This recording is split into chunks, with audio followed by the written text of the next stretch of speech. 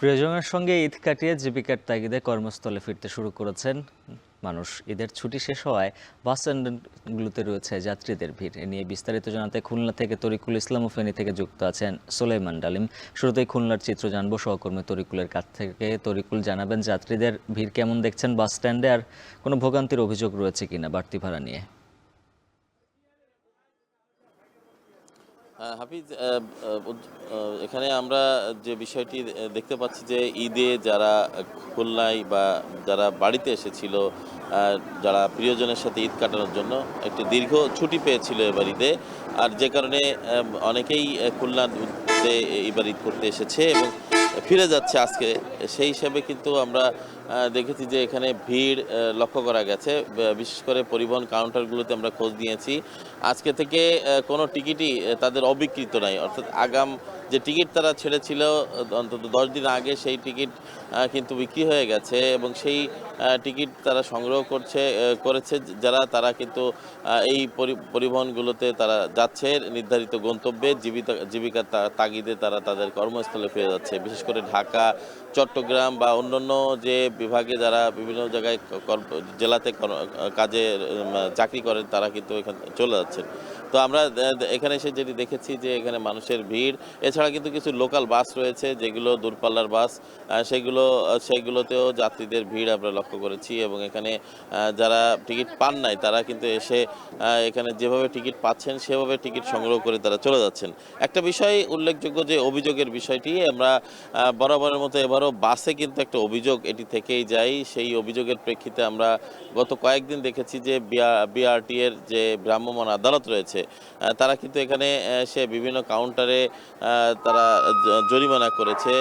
প্রথম দিন রয়্যাল কাউন্টারে তারা এখানে 20,000 টাকা জরিমানা করেছিল। এছাড়া এখানে টুঙ্গিপাড়া এক্সপ্রেস সহ গতকাল আরও কয়েকটি পরিবহনে 22,000 টাকা জরিমানা করেছিল।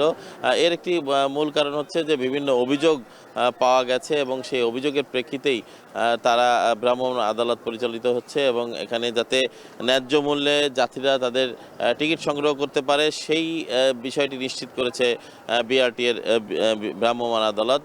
আমরা একটা বিষয় বলে রাখি যে ঈদকে সামনে রেখে প্রতি বছরই এখানে যাত্রীদের কাছ থেকে অতিরিক্ত ভাড়া আদায় করা হয়। সেটি 100 টাকা বা 150 টাকা অতিরিক্ত ভাড়া আদায় করা হয়ে থাকে স্বাভাবিক মূল্যের থেকে। সেটি ঠেকাতে এবং এটি কিন্তু জনসাধারণের জন্য একটি হয়রানিমূলক একটি বিষয়, যে কারণে সাধারণ মানুষ কিন্তু তারা চায় যে নির্বিঘ্নে তারা ঈদ যাত্রা তাদের হোক, সে বিষয়টি নিশ্চিত করতে। তবে একটা কথা বলে রাখা, সেটা হচ্ছে যে খুলনায় যে পরিবহনগুলো এসেছে এবং যেগুলো আজকে থেকে যে যাত্রী নিয়ে যাচ্ছে, এখানে কিন্তু ভোগান্তির যে বিষয়টি, সেটি আসলে এবার আমরা কম পরিলক্ষিত হয়েছে। তো সব মিলিয়ে এবারের ঈদ যাত্রায় যে টিকিটগুলো বিক্রি হয়েছে পরিবহন কাউন্টারগুলো থেকে, তারা বলছেন যে তাদের আশানুরূপ টিকিট বিক্রি হয়েছে। সেই ক্ষেত্রে যারা ঈদে যাত্রা করছেন সেই যাত্রাগুলো নির্বিঘ্নে হচ্ছে এবং তারা যাত্রী সেবা দিচ্ছেন। তো সব মিলিয়ে এই ছিল আমার কাছে খুলনা থেকে ঈদ যাত্রার ফিরতি যারা ফিরে যাচ্ছেন কর্মস্থলে, সেই যাত্রার সর্বশেষ খবর। আমরা চলে যাচ্ছি ফেনীতে সোলাইমান ডালিমের কাছে, তার কাছ থেকে জানবো যে সেখানকার সর্বশেষ খবর।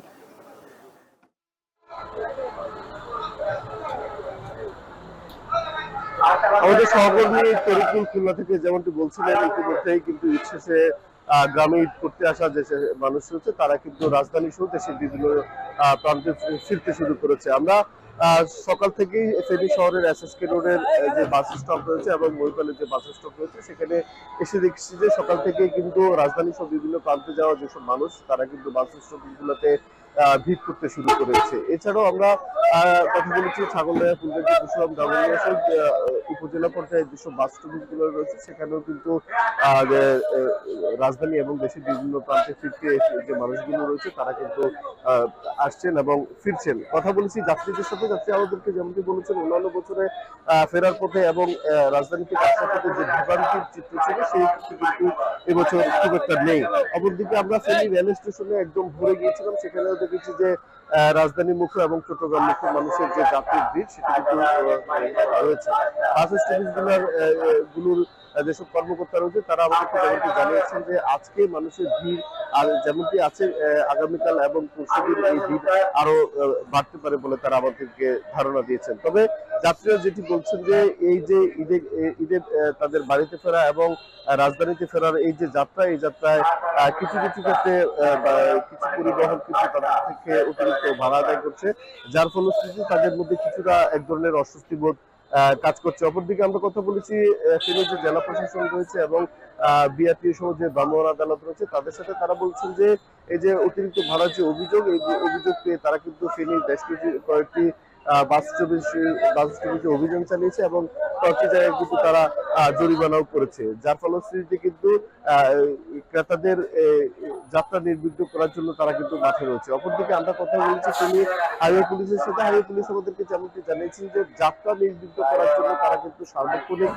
মহাসড়কে কিন্তু নজরদারি করেছেন। বিশেষ করে ঢাকা চট্টগ্রাম মহাসড়কের ফেনীর বিসিক এবং লালপুর দুটি স্পর্শকাতর এলাকা রয়েছে যেগুলোতে যানজট বেশি হয়ে থাকে, সেই দুটি স্পটে কিন্তু তারা কিন্তু অতিরিক্ত নজরদারি করছেন এবং অতিরিক্ত দুটি দল মোতায়েন করে সেখানে কিন্তু তারা যানজট নির্বিঘ্ন করার জন্য, যাত্রা নির্বিঘ্ন করার জন্য কাজ করছেন। অপরদিকে হাইওয়ে পুলিশ যেটি বলছেন যে মহাসড়কে যাতে মানুষ যে ফিরতি যে যাত্রা রয়েছে, যাত্রা যাতে কোনো ধরনের সমস্যা না হয়, চুরি ডাকাতি চিন্তা না হয়, সেক্ষেত্রেও কিন্তু তারা পরিবহনগুলোতে নিয়মিতই কিন্তু তল্লাশি করছে এবং তাদের যে কর্মকাণ্ড চালিয়ে যাচ্ছেন। তো এই ছিল ফেনীর বৈফল থেকে আমাদের কাছে ঈদ যাত্রার খবরের সর্বশেষ।